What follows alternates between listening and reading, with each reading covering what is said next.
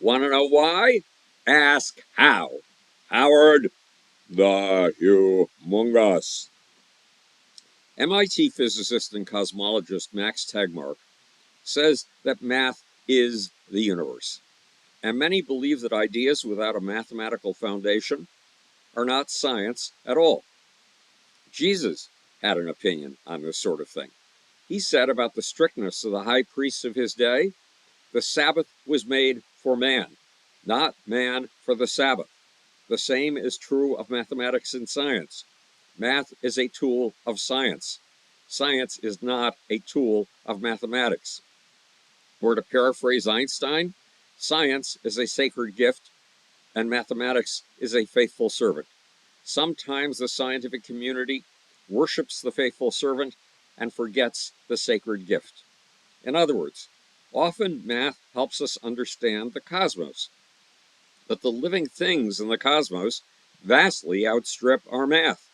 Newton was able to reduce the solar system to math, but if Darwin had been forced to mathematize his origin of species, there would have been no evolution, no Darwinism, no origin of species. Which explains more. Newton's Philosophia Naturalis Principia Mathematica, or Darwin's Origin of the Species.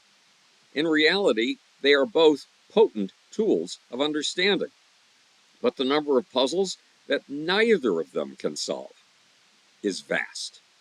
Each of them, Darwin's approach and Newton's, is far more limited than it imagines, and math is far more limited in its powers than today's scientific community thinks. It's important to keep this in mind. Without equations, we regard many scientific papers as worthless. But Newton's Principia has almost no equal signs. In other words, Newton did not have modern algebraic equations.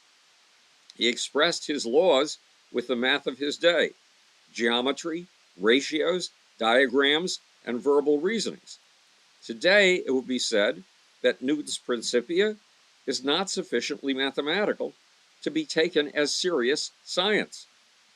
We forget that the equation was only invented in 1557 and only put to use 80 years later.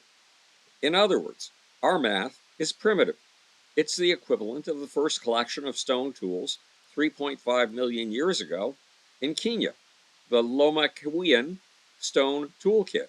The new developments in math 300 years from now will startle us, but science will still be mistaken if it imagines that all that we see and know can be expressed in equations, which means that Max Tegmark is wrong. The cosmos is not a product of math. Math is a product of the cosmos. And the most startling thing in this universe, life, is ahead of the meager grasp of equations by light years.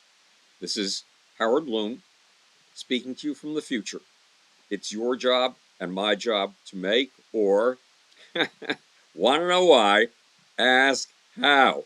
And now to figure out how to turn this gibbly gobbling new gadget off. And I haven't yet found it. There it is.